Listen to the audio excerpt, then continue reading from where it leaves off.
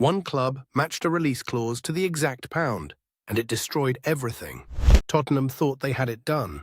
They triggered Morgan Gibbs-White's release clause at Nottingham Forest, reportedly worth £60 million, and were simply waiting on a medical. Here's the thing fans forget. Release clauses in England are almost never public. So how did Spurs know the number? Forest went silent. No calls, no replies, nothing.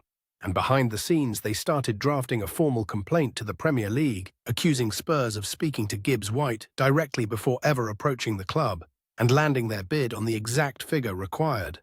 A figure that was never supposed to be public. From Forest's side, that precision wasn't a coincidence. It was evidence. But here's the twist inside the twist.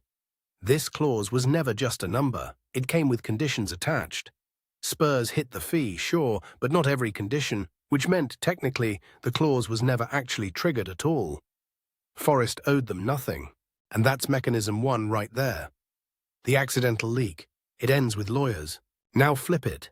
Aston Villa had zero interest in selling Youri Tielemans, none. But a release clause worth around £35 million meant they had no real say in the matter. Meanwhile at United, the walls were closing in. Casemiro gone, Ugarte out long-term after a World Cup injury, and a manager desperate, absolutely desperate, for a midfielder.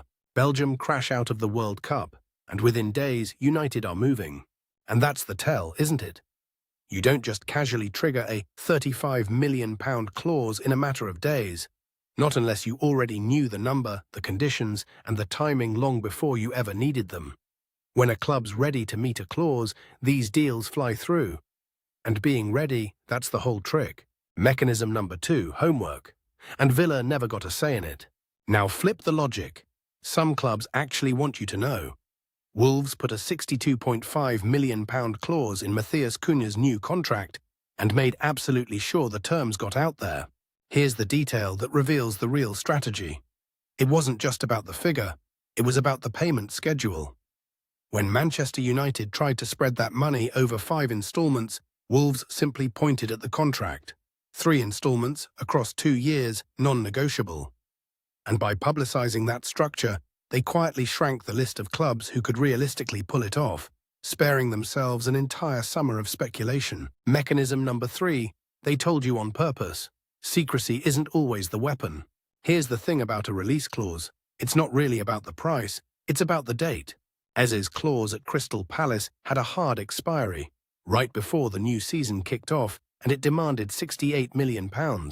Paid in full, up front, no messing